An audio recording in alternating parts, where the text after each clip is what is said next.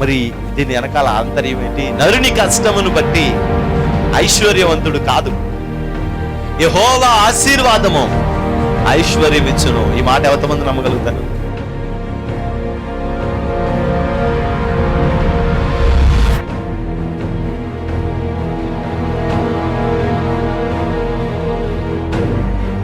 ఆ రక్షణను మనం చూడాలి, అనేక ఆత్మల రక్షణను మనం చూడాలి. దేవుని యొక్క మందిరంలో దేవుడు చేసే అద్భుత కార్యాలన్నిటినీ మన కన్నులారా మనం చూడాలి. నేడు ఈ ఇంటికి రక్షణ వచ్చింది. ఎప్పుడో మన దోషములను మనం విడిచిపెట్టుకున్నాం.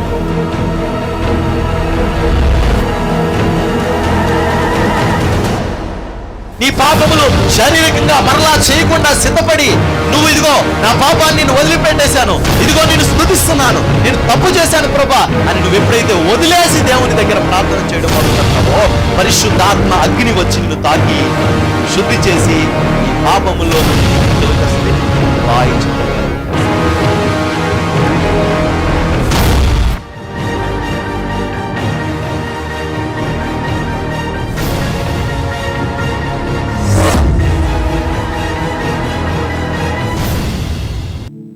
పిల్లలు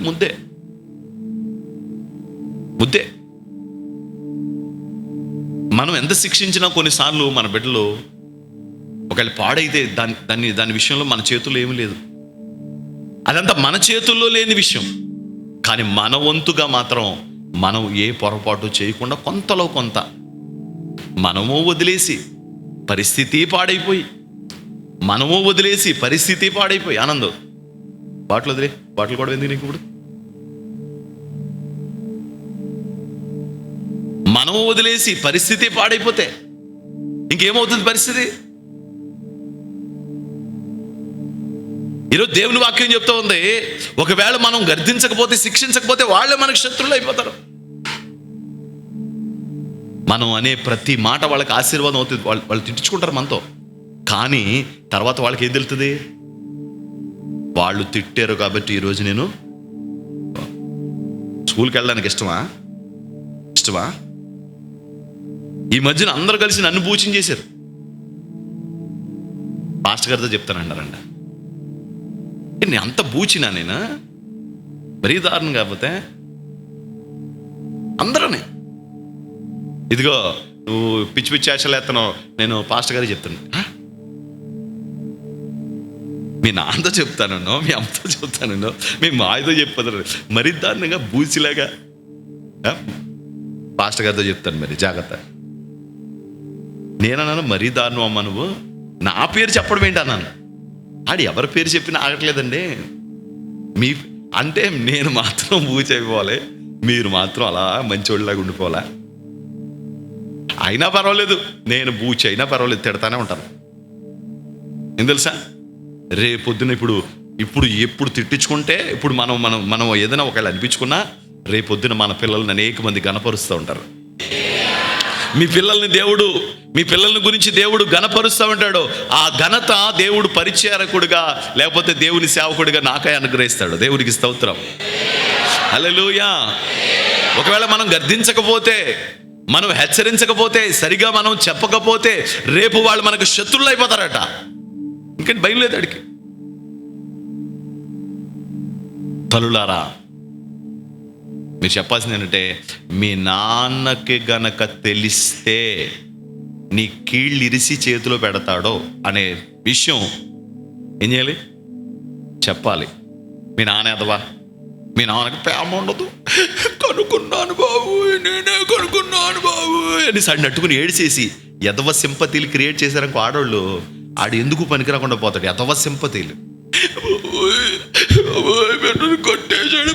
అంటే ఏంటంటే వాళ్ళ నాన్నని శత్రువు చేసేసి వీళ్ళేమో హీరోలు అయిపోతామని. మీరు హీరోలు అయిపోతే రేపొద్దున భయపడాల్సిన సమయంలో వాడే భయపెట్టాలి. ఆడికి నువ్వు భయపడకుండా చేసావు కాబట్టి రేపొద్దున ఆడే దేనికి పని చేస్తాడో చెప్పండి మీరు. ఆ పిల్లోడి దగ్గర తండ్రిని తిడితే, ఆ పిల్లోడి దగ్గర ఆ తండ్రిని అనకూడని మాటలు అంటే రేపొద్దున ఎవడికి భయపడతారు? తల్లి కానీ మాట వెంటాడాడు, తల్లి కానీ మాట వెంటదా నీ కూతురు అంటే తల్లులే గొప్పోళ్ళు అన్నట్టుగా క్రియేషన్ కొంతమంది.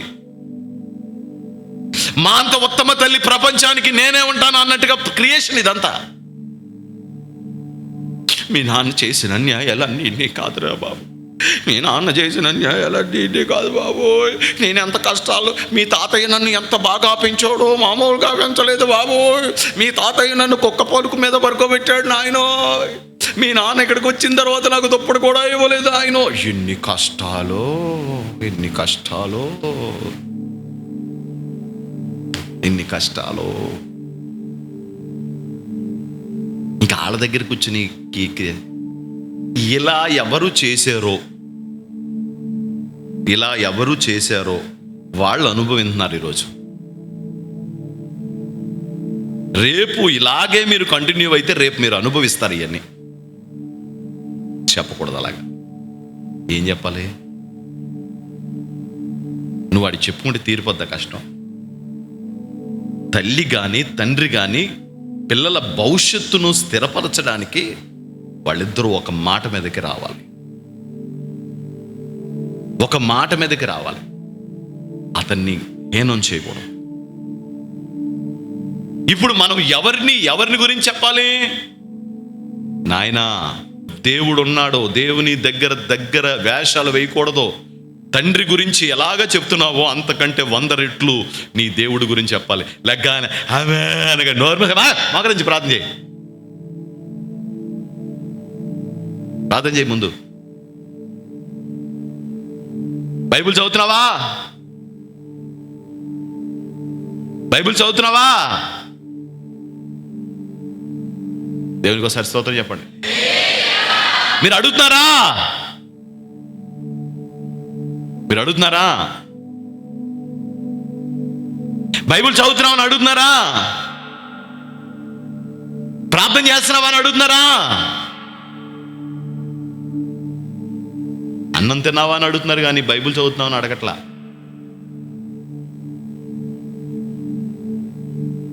పిల్లోడికి మాంసం లేదని ఏడిపే తప్ప బైబిల్ లేదని ఏడుపు లేదు.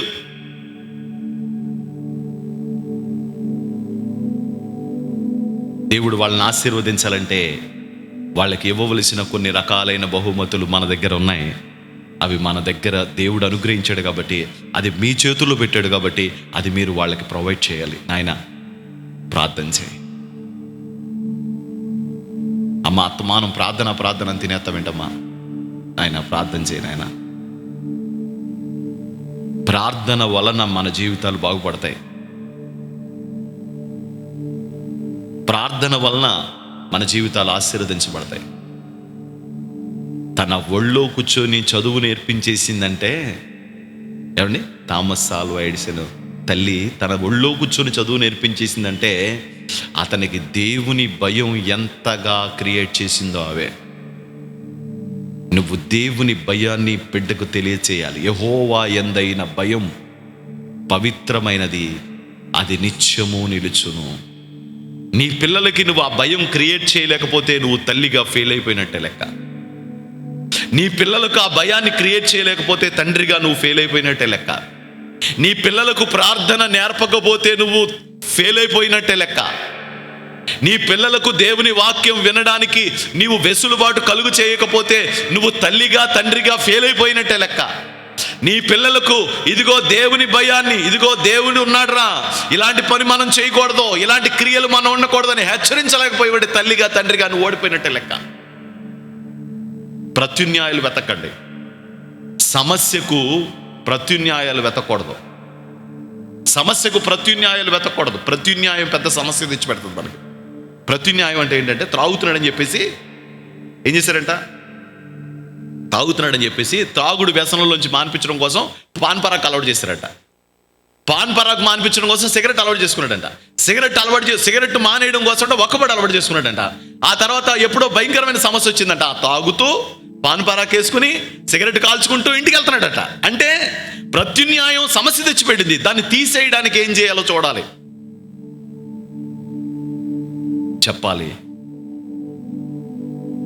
చెప్పాలండి.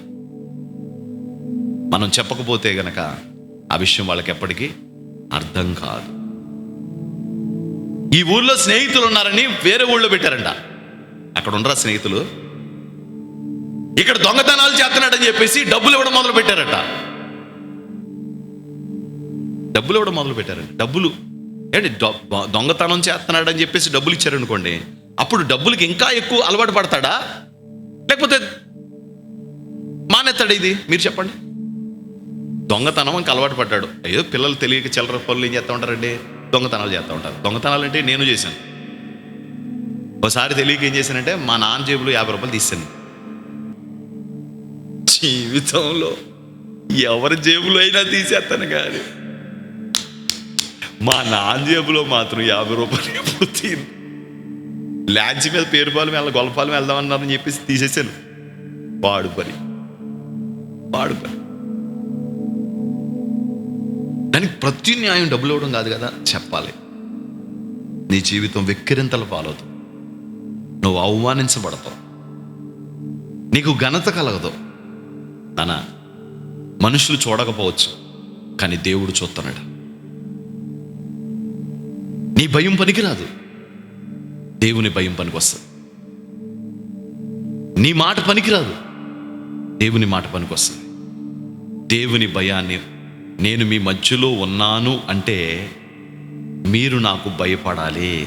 ఇదే కదా ఈరోజు మనం పాఠం. నేను మీ మధ్యలో ఉన్నాను అంటే అర్థం ఏంటి? మీరు నాకు భయపడాలి. సిగరెట్ కాల్చడానికి, మందు తాగడానికి, ఎవరినైనా మోహపు చూపులు చూడడానికి, అన్యాయపు మాట్లాడడానికి, చిల్లర దొంగతనాలు చేయడానికి. చిన్నపిల్లారా, చిల్లర పనులు కూడా చేయకూడదు మీరు ఏంటి ఏమ్మా, చిన్న చిల్లర పనులు కూడా చేయకూడదు ఎప్పుడు. ఎందుకంటే దేవుడు మిమ్మల్ని ఏం చేస్తున్నాడు అన్న, చూస్తున్నాడు. పొరపాటున ఎవరు ప్రేరేపించినా సరే, ఎవరిని తీసుకురండి రా అంటారు. నేను దేవుడు నమ్ముకున్నాను, నేను అలాంటి పని చేయను అని చెప్పి. నాకేదన్నా కావాలంటే మా నాన్నని మా అమ్మని అడుగుతాం. మీ నాన్నని గోల పెట్టేసి గగ్గోలు పెట్టి తెప్పించుకోండి. ఏంటి, 5 స్టార్లు 3 స్టార్లు ఏ ఉంటాయి కదా, మీరు వాళ్ళ జేబులో డబ్బులు తీసుకుని కొనుక్కోకూడదు. ఏం చేయలే, వాళ్ళని అడగండి. మీరు కూడా అదే నేర్పండి. మీరు కొనుక్కొని తెచ్చుకున్నారనుకో, మీరు దేవుని దృష్టిలో ఏమవుతారు తెలుసు? దొంగలు అవుతారు. దొంగలకి పరలోక రాజ్యంలో ఏముండదు పిల్లలారా, ఉంటుందా? ఉండదు. ఎట్టి పరిస్థితుల్లోనూ మీరు అలాంటి పని ఎప్పుడూ చేయకూడదు. చేశారు అంటే దేవుని కోపం మీ మీదకి వస్తుంది. మీ కోపం మీ మీదకి వస్తుంది. మనం దేవుని భయముతో ఆ దినమున ఇశ్రాయేలుల మధ్యలో ఉన్నవాడిని నేనే అని తెలియాలి. కాబట్టి ఇక్కడ వాక్యాన్ని మనం జాగ్రత్తగా గమనిస్తే, దేవుడు మన మధ్యలో ఉన్నాడు అనే ఒక ఆలోచన మనకి రావాలంటే చూద్దాం ఒక్కసారి. నిర్గమాకాండం అనుకుంటా 33వ అధ్యాయంలో ఎక్కడ ఉంటుంది, ఒక్క క్షణము నేను మీ మధ్యకు వచ్చి తినా, 5వ వచనం. కాగా యెహోవా మోషేతో ఇట్లనెను, నీవు ఇశ్రాయేలీయులతో మీరు లోబడనొల్లని ప్రజలు, చదువు, ఒక క్షణం మాత్రం నేను మీ నడుమునకు వచ్చి తినా, మేము నిర్మూలం చేసేదను గనుక మిమ్మును ఏమి చేయవలనో అది నాకు తెలియనట్లు మీ ఆభరణములను మీ మీద నుండి తీసివేయడి అని చెప్పుమనెను. చాలండి. ఇప్పుడు దేవుడు మన మధ్యలోకి వచ్చాడని సంతోషం, ఆనందం, ఓకే. దేవుడు ఏమంటున్నాడంటే, నేను మీ మధ్యలోకి వస్తున్నాను, నేను ఒక్క క్షణము మీ మధ్యకు వచ్చి తినా, మీరందరూ ఏమవుతారు? నిర్మూలము చేస్తాను మిమ్మల్ని అందరినీ. మీరు గనక మీ దుష్క్రియలతో మీరు ఉంటే మీరేమైపోతారు? నిర్మూలమైపోతారు. ఇప్పుడు దేవుడు మన మధ్యలోకి రావడం మంచిదా, రాకపోవడం మంచిదంటారా? అమ్మా, రావడం మంచిదా, రాకపోవడం మంచిదా? మరి వస్తే నిర్మూలం అయిపోతాను అంటున్నాడు. వస్తే ఏమవుతా ఉంటాం మనం? అరగంట సేపు కాదంట, చదువు. ఒక క్షణమాత్రము నేను మీ నడుముకు వచ్చి తినా, నేను మీ మధ్యలోకి వచ్చి తినా, మిమ్మల్ని నిర్మూలం చేసేదను, మిమ్మల్ని నిర్మూలము చేసేదను. ఎంతసేపు అంట?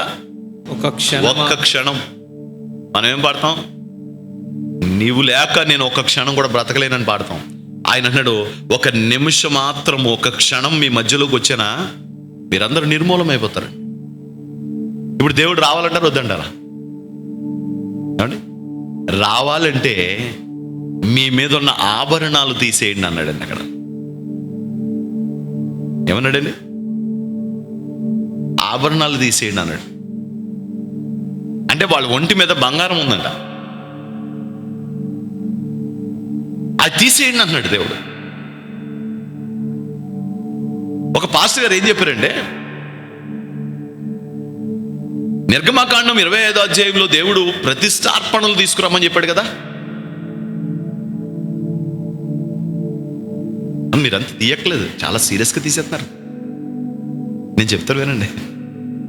నిర్గమకాండం 25వ అధ్యాయంలో దేవుడు ప్రత్యక్షపు గుడారం కడతాను, ప్రతిష్టార్పణలు తీసుకుని రండి అని చెప్పాడు కదా.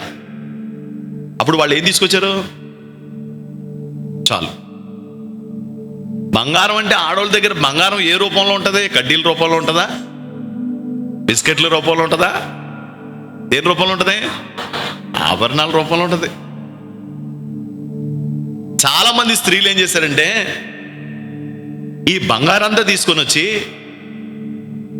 ఈ ముక్కు కోటి పెట్టాను, చెవు కోటి పెట్టాను, దీపు ఇంతంత పెట్టుకున్నాను, కాళ్ళకు పెట్టుకున్నాను, చేతులు పెట్టుకున్నాను, నా ఒంటి కంటే ప్రత్యక్ష గుడారపు మహిమకు అవి ఉపయోగపడతాయి అని చెప్పి వారి ఒంటి మీద ఉన్న నగలన్నీ తీసేసి దేవుని పనికి ఇచ్చేశారు. ప్రత్యక్షపు గుడారం కట్టబడుతుంది అలాగా. కొంతమంది ఏం చేశారంటే, అయ్యే నగలు వేసుకుని ఎదురు కూర్చున్నారంట. దేవుడికి మండిపోయిందంట. కనీసం ఇక్కడ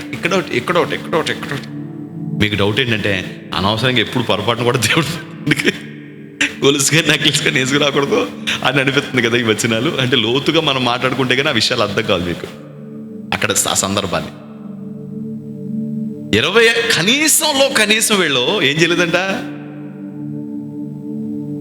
ప్రతిష్టార్పణ తీసుకురామంటే కనీసం వెనకాల రింగులు గొలుసు కూడా తీయలేదంట. అవన్నీ వేసుకుని ఎదరు బెంచులు ఎదరు కూర్చుని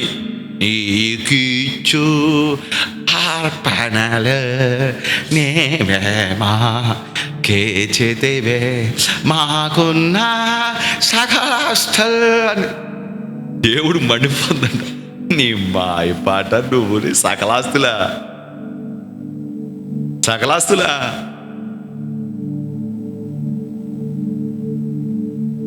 నీకున్న సకలాస్తులా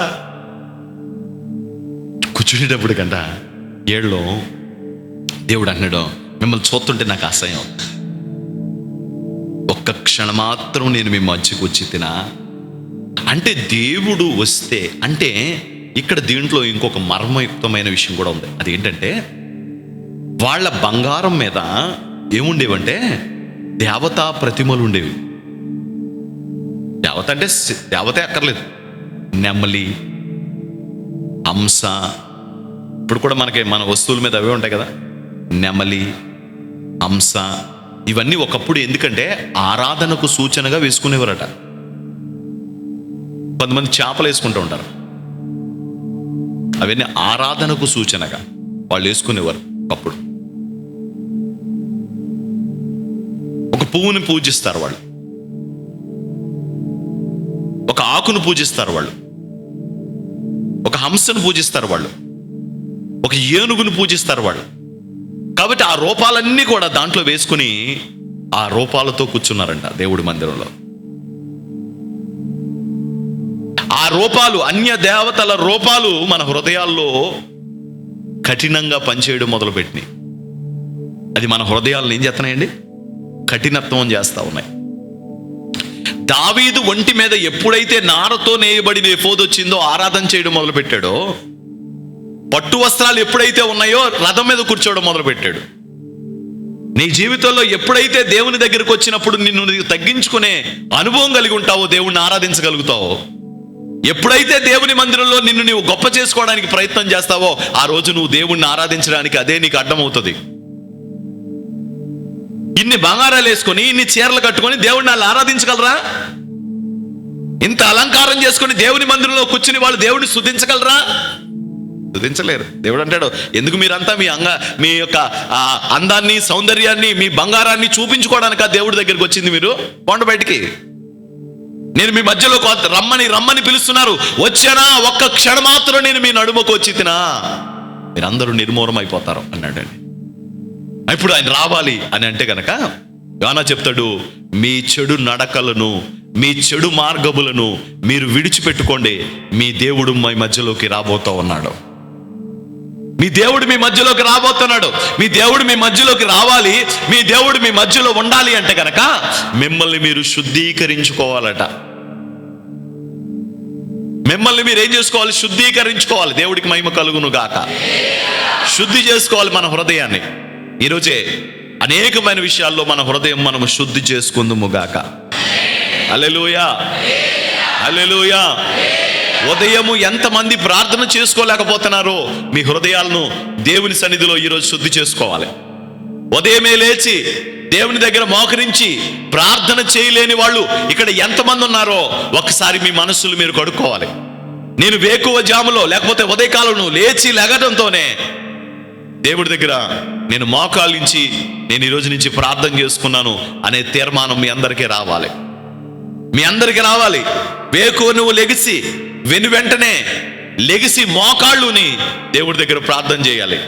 నీలో ఆ బద్ధకపు స్థితి, ప్రార్థన చేయలేని ఆ బద్ధకం నీకుంటే ఆ బద్ధకం యేసు నామములో ఈరోజు కడగబడును గాక, శుద్ధీకరించబడును గాక, శుద్ధీకరించబడును గాక, శుద్ధీకరించబడును గాక. అది నీకు ఒక బద్ధకాన్ని పుట్టించింది, ఆ బద్ధకం నీలోంచి తొలగిపోవాలి.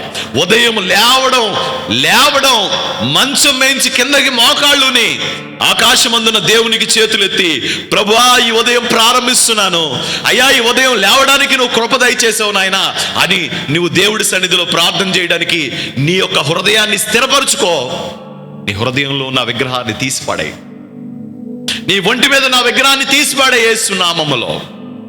రెండోదిగా, ఒకవేళ నువ్వు లెగిసిన తర్వాత లెగిసిన మొదలుకొని మనకు తెలియకుండానే మనం అనేకమైన అబద్ధాలు మనం చెప్తా ఉంటాం. ప్రతి విషయానికి అబద్ధం ఆడడానికి మనం ప్రయత్నం చేస్తూ ఉంటాం. మీలో ప్రతి వాడును తన పొరుగు వానితో సత్యమే పలకవలెను అని రాస్తుంది. దీని గురించి ఒక పెద్ద ప్రసంగం చేయొచ్చు.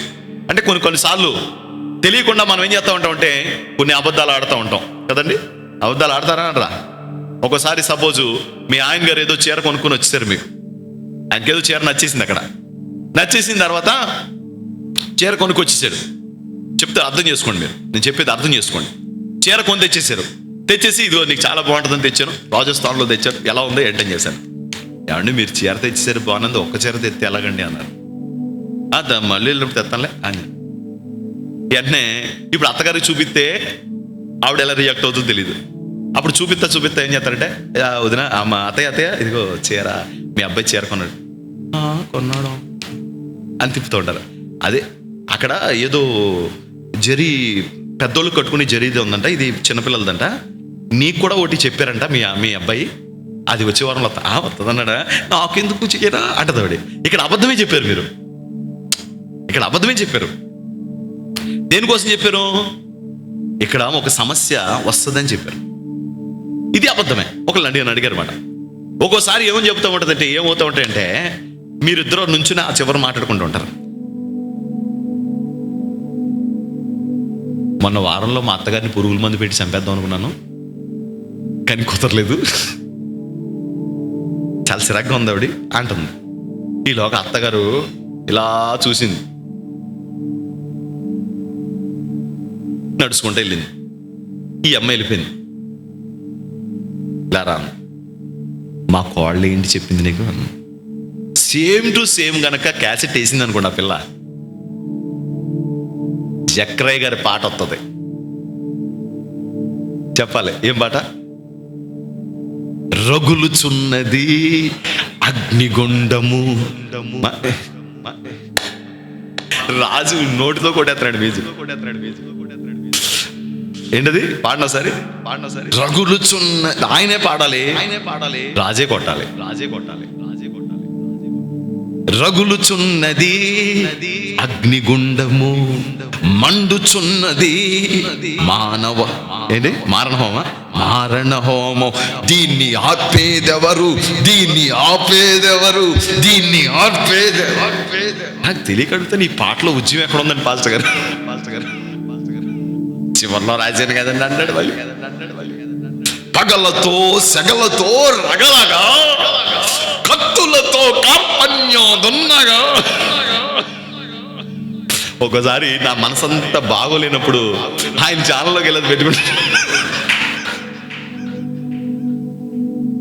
పగలతో సెగలతో రగలగా మనడు కొట్టేస్తున్నాడు. ఏములు దీవి మీటింగ్ జరుగుతుంటే అక్కడ పాడారు. ఇంకా వీళ్ళ కొట్టడంతోనే ఇంకా ఆయన ఊపు వచ్చేసి ఇంకా తండ్రితో కర్పణ్యం భగలగా ధగధగా అని ఒక షూట్ వేసేసుకొని పాడారు. అది ఆయన ఛానల్లో అప్లోడ్ చేసుకున్నాడు. ఎప్పుడైనా మనసు బాగోక ఒంటరిగా ఉండి ఏదో బాధలో ఉంటే వెంటనే ఆ ఛానల్లోకి వెళ్ళి ఒకసారి ఆ పాట పెట్టుకోగానే ఆహా, ఇప్పుడు కోడలకి ఆవిడ ఏదో చెప్పింది. సహజంగా అండి ఎవరిని చంపారండి, ఎవరిని ఆ కోపంలో ఏదో మాట అనేస్తారు. అది డైరెక్ట్గా ఆవిడ అనలేక పక్కోళ్ళతో చెప్పేసుకుంటారు. ఆ పక్కోళ్ళు కనుక వీళ్ళతో చెప్పారనుకోండి, రగులుచున్నది ఏంటది అగ్నిగుండము. ఇప్పుడు వాస్తవానికి ఇప్పుడు ఆ అత్తగారు అక్కడికి వెళ్ళి, ఏంటి మా కోళ్ళు ఏదో చెప్తుంది నీకంటే, ఏం లేదు సాంబార్లో ఉప్పు ఎక్కువ అయిపోయిందంట చెప్తున్నా. అంతేనా? నా గురించి ఏమన్నా? ఆమె మీ గురించే చెప్తుందండి, మీరు మహాతల్లి, మీరు మంచి ఆవిడ, మీ గురించి ఎప్పుడు నాలుగు మంచి. ఇప్పుడు ఇది అబద్ధమా నిజమా? అసలు అబద్ధమా నిజమా? అబద్ధమే. మరి ఇది ఏంటి అంటే, ఇక్కడ ఏంటంటే కొంపలు కూల్చే నిజాలు ఒకటి ఉంటాయి, కొంపలను నిలబెట్టే నిజాలు ఒకటి ఉంటాయి. ఇప్పుడు కొన్ని అబద్ధము అంటే ఏంటంటే, అబద్ధం అనే పదంలో మిళితమైన ఒక మోసం. అంటే అవతల వ్యక్తిని మోసం చేయడానికి చేసే అబద్ధం ఒకటి ఉంటుంది. ఇది ఎవరికైతే అలవాటైపోయిందో తరచుగా ప్రతిదానికి, ఇక అవసరానికి అనవసరానికి ఆ సందర్భంలో అది వాడవలసి వస్తే తప్ప వాడకూడని పదాలు. ఒకవేళ ప్రతిదానికి మనం అబద్ధం ఆడుకుంటూ వెళ్ళిపోయాం అనుకోండి, దేవుని యొక్క స్థిరత్వం, దేవుని యొక్క నీతి మనలో ఏలుబడి చేయదట.